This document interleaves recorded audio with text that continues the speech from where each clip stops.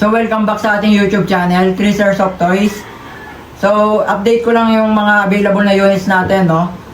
So since nagkaubusan nga noong December, mula December, marami talagang bumibili. So ito yung mga available na stock natin. So papakita ko yan isa-isa.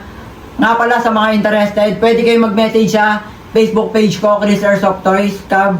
So ilalagay ko yung link sa comment section. So unahin natin yung M92 Beretta, Pietro Beretta. So tan color yan. So pag nag-build kayo, syempre double bell yan ha. May kasama na rin na hard case. Syempre yung foaming, meron na rin foam sa loob. Then may kasama ng cleaning rod. So nozzle tip. Yung pinaka-unit natin mga sir. So M92 Beretta. So metal na rin yan mga sir ha. So tumitimbang to ng halos 1 kilo rin. So metal na rin siya. 300, last time na nag-test ako ng FPS na to. So umabot siya ng 330 to 350 FPS. So yan, sa mga interested, pwede kayo mag-message sa Facebook page ko, Chris Airsoft Toys Cab. Then next naman natin, so meron tayong bagong unit dito. So Glock 17. Yun, two-tone siya mga sir, black and brown. So same din, meron din siyang cleaning rod. Then extra nozzle. So Glock 17 natin. So yan solid na solid yan Medyo mas magaan lang ng konti to. Siguro mga 700 grams o 800 grams. Kulang 1 kilo to. So syempre meron na din siyang optic sight. Meron na din sa taas yung sight niya. So meron na ding railings in case na gusto nyo mag-ano ng attachment like laser or flashlight. So solid na solid to. Hindi ko pa nagagawa ng APS to, bagong unit lang kasi. So syempre alam naman natin pagka Glock 17. So syempre napakaganda naman talaga, very handy, perfect to sa mga beginner. So syempre ang ganda naman nito. Two-tone niya na black and brown. So next natin yung MEU. So MEU natin. Ano ba yung MEU? So Military Expedition Unit 1911 caliber 45 yan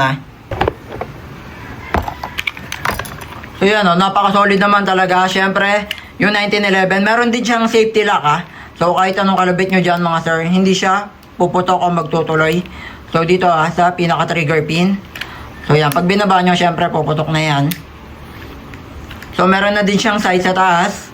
So wala siyang railings para paglagyan ng laser or any attachment.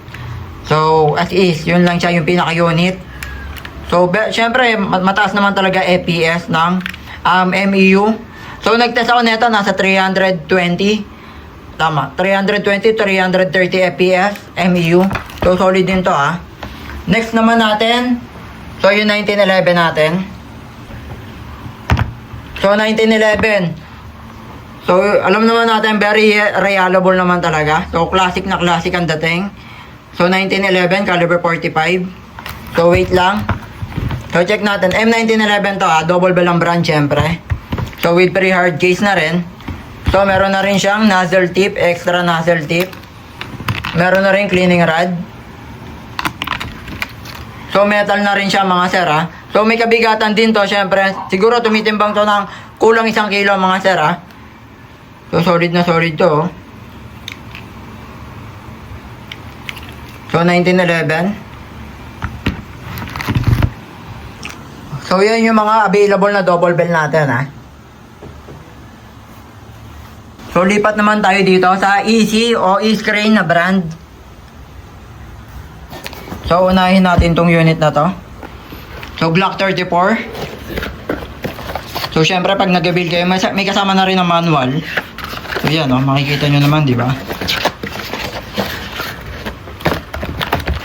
Then, so ano siya So combination siya ng Glock 34 din, Combat Master.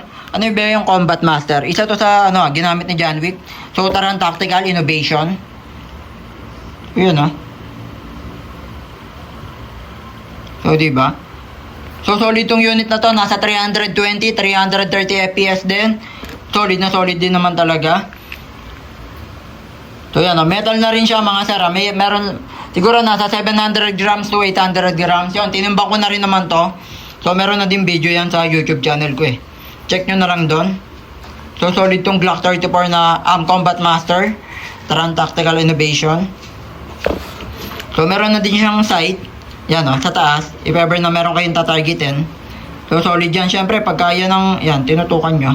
Yan yung rear sight tsaka yung front sight. Yan syempre yan. Pagka stable naman talaga. Talagang diretso naman talaga matatamaan yung object na na tinatarget nyo. So next natin. So Glock 19X. Wait, pakita ko lang So Glock 19X. So ganun pa rin, may kasama pa ring manual. Pagka nag-avail kayo. So yan, makikita nyo naman. So pakita lang natin yung unit. Glock 19X yan Meron din tan color nito pero as of now, ito lang yung available natin, black. So medyo mas mura lang ng konti to. Glock 19X. So solid na solid Meron na din siyang sight sa taas. Yan Siyempre very handy, napakasarap gamitin. So yan saktong-sakto sa kamay Then meron na din siyang railings. Yan maikli lang yung railings niya. So in case na flashlight or laser sa ilalim. Yung pinaka-unit natin. So easy ang brand Glock 19X. So magaan lang din siya mga sir. So less than 1 kilo lang tong mga ganito. Nasa 700-800 grams.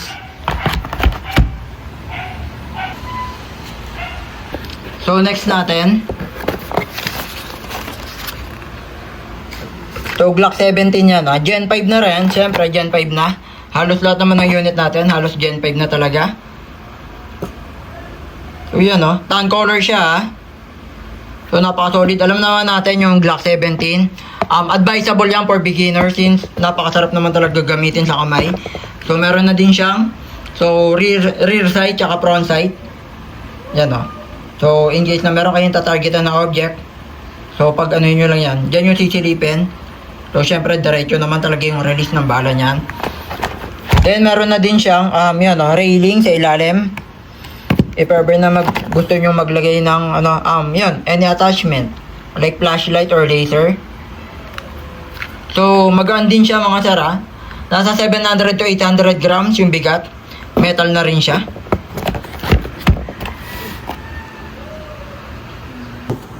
Then yung 1911.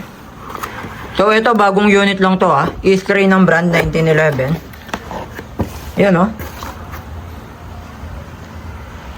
Solid na solid. Sa mga mahilig sa 1911, meron din tayo sa Iskray na brand. So, meron din siyang safety lock.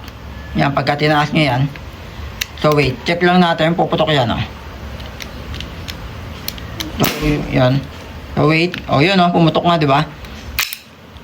So, ganun lang din. Press nyo lang yan, yung slide lock, para bumalik sa dati. So, solid tong unit na to. Kita nyo naman yung blowback or yung recoil. So, solid na solid, diba? So, working din yung hammer niya sa likod. Yan, metal na din to, Nasa 700 grams yung bigat nito to 800. So, FPS na to, nasa 300 din.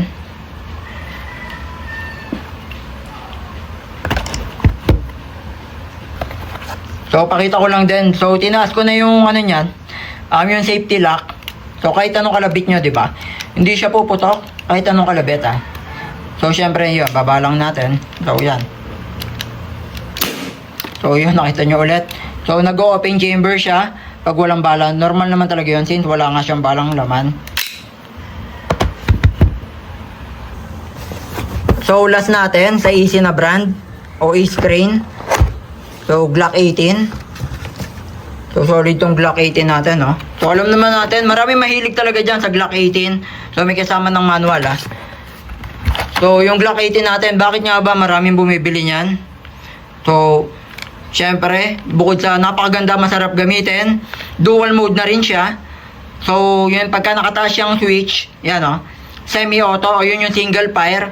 Yun, paisa-isa lang, automatic pa rin naman, pero paisa-isa yung release ng bala.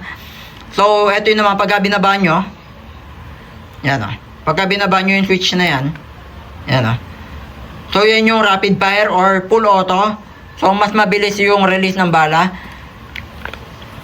So, So sa iba, yung tawag doon, rat-rat. Yun, yung iba tawag doon. Meron ka nung rat-ratter or yun, mas mabilis nga yung release ng bala, rapid fire. So yan, no, since meron nga siyang switch. So metal na rin siya mga sir, ha. So ang bigat niya nasa 700 to 800 grams, kulang 1 kilo. So pakita ko lang din yung mga available ulit. Meron tayong Glock 34 na Combat Master Taran Tactical Innovation. So yung ano natin, Glock 17 na tan color sa mga mahilig sa tan color. Then 1911. So yun, no, very classic lang yung dating. Then sa mga mahilig naman sa dual mode, or yan, no, merong semi-auto at full auto, Glock 18. Then Glock 19X. So yan yung mga available natin sa EC o E-Screen na brand. So dito naman tayo sa WE natin.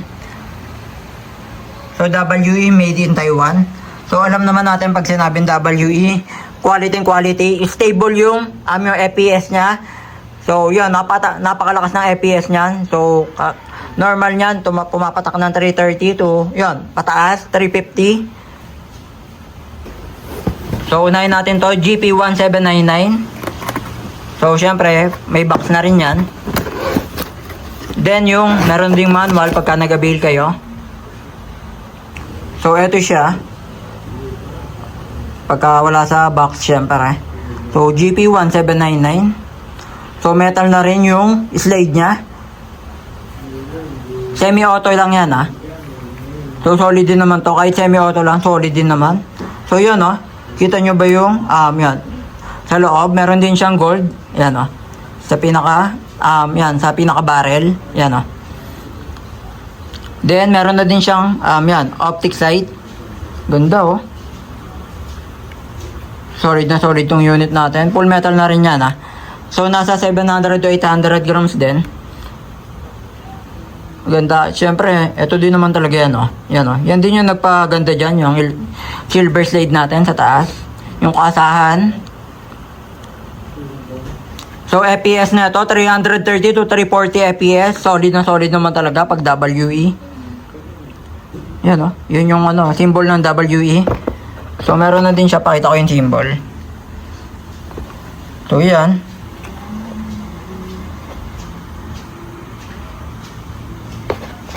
So, kita rin naman. So, yung GP1799, yan, oh. Naka-engrave na rin.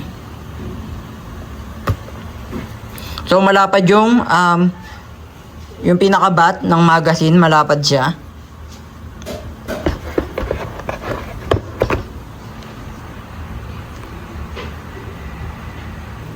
So, next natin, yung Galaxy BL. So, eto talaga. Solid din naman tong unit na to. So, meron na din siyang manual. Yan, oh. Makikita nyo naman pagka nag-avail kayo. So, mataas din yung FPS na ito, ha. So, solid na solid, oh. Metal din tong ano na to, ha. So, halos 1 kilo na rin siguro to. Yan, oh. May kabigatan na rin. So, 800 grams. Kulang 1 kilo din. Solid to. So meron na, ano siya, maganda sa unit na to, dual mode na siya. Semi-auto at full auto. So medyo mahirap lang pagka pinakita yung yan, pakita ko mamaya yung switch. So kuha lang ako ng ano. So nasa loob yung switch na ito, eh. Maganda, ang kagandahan lang nito mga sir, mataas na rin yung FPS. So nasa 340 FPS. So solid na solid yung unit na to, oh. So meron na din siyang sight sa taas, yan, ah. So medyo iba lang yung design, unique.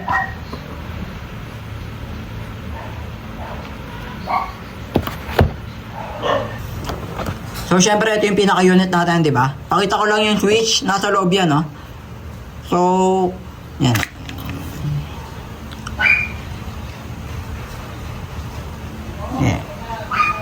So kita ba? So medyo kita naman sa ganitong posisyon. So meron siyang switch sa ano, yan, oh. So pagka binaba nyo yan, yan. So di ba? Yan, oh. magpupulo auto, taas nyo. Pagka tinaas nyo naman, yun yung semi-auto. So yan, kitang-kita na. Ayan o, yan, di ba medyo kita naman sa ganyan side. So yan yung Galaxy BL natin. So solid na solid tong unit na to ha. So pinakita ko na yung switch ha. Yan o. So para bumalik, so pares nyo lang yan. Tulad din naman ng ibang unit. So ito yung slide lock. So Galaxy, yun o, Galaxy BL. Unit natin. Dual mode yan ha. Semi-auto at full auto. So next natin ito, bagong unit meron tayo dito. So yan o. Glock 26. Yan o. Parang senyorita size. WE rin ang brand. Siyempre. So, ano lang, lagay ko lang yung magazine. So, syempre kahit ganyan yan, high power din yan. Bakit nga ba? Meron na din siyang, dual mode na yan. Yung Glock 26 natin. So, semi-auto pagka nakataas. So, full auto pagka nakababa. So, yun yung rat-rat. So, semi-auto ulitin ko ha. Yung semi-auto, yun yung single fire o yung release ng bala. Ayan o. Solid naman talaga o. Then, pagka binaba nyo, then, doon siya magpo-full auto or yun. Rapid fire, mas mabilis yung release ng bala. So, solid na solid. Glock 26. Yan, o. Yan, sa mga mahilig dyan, ito, mga cute size. Pwede rin to pang babae. Yan. Ganda na ito, o. WE ang brand. So, next natin, yung Glock 18.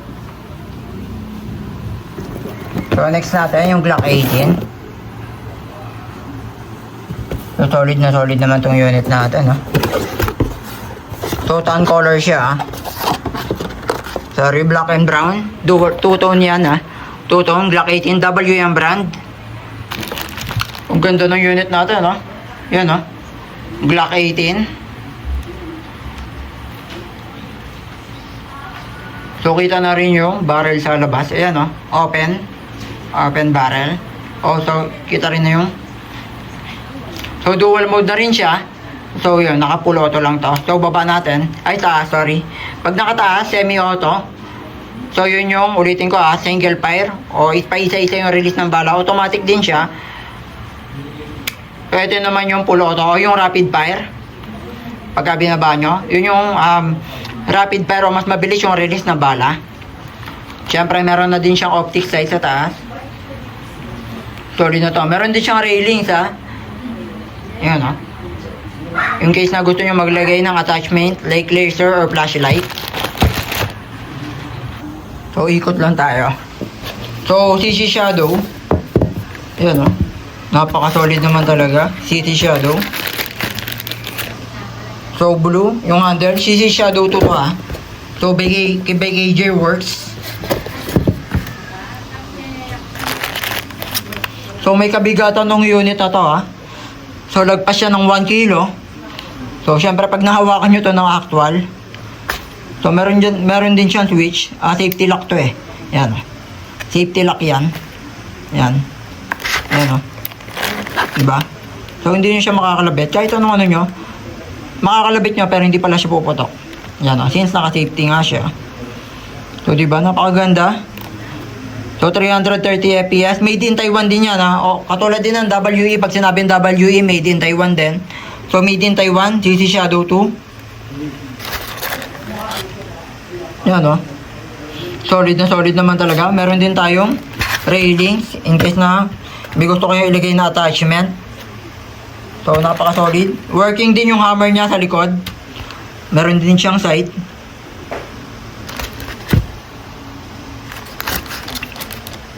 So, yan, o. Yun yung sight niya.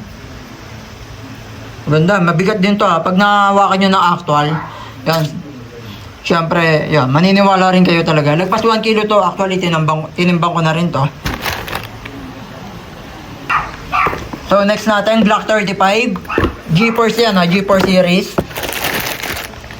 So, hindi siya ordinaryong Glock. So, pinaka-unit natin, no? Kasama yung magazine, siyempre, tumitimbang siya ng almost o halos 1 kilo, kulang 1 kilo. So, solid yan, no? Kita nyo naman, Yan o, yung design. Glock 34 G4 series yan ha. So, dual mode na rin siya. So, pagka nakataas, so alam naman natin. Ulitin ko lang din, semi-auto o yun yung single fire. Pag nakababa, yun yung full auto niya o rapid fire. Yan o. Ganda ng unit na yan, man. So, syempre, itong details din sa likod. Yan o. Ganda o. Then, yung pinaka-handle niya. Yan o.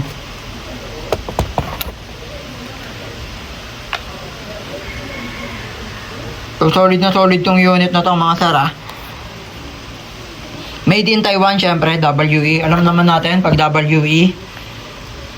So, FPS niya to, mga sir, 335 to 340 FPS. So, dual mode, ah. Ulitin ko, dual mode. So, yan, oh.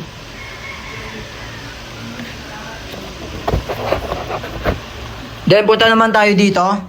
So, nga pala, pag nag-avail kayo, mga sir, ito yung normal na previous natin, ha. May kasama ng green gas. Then, 2,000 pieces na BBs. Then, ito yung mga, pwede rin kayo mag-avail, syempre, ng mga extra na BBs o bala. So, meron tayo nasa pack. 0.20, 0.23 na BBs, 0.25, 0.28, then 0.30. So, bigat ng bala yan, mga sir, ha.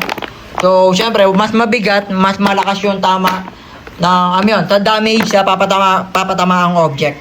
Yung iba, nagsaset-up ng lata, gano'n. Then, BB loader. BB loader natin, available din, BB loader.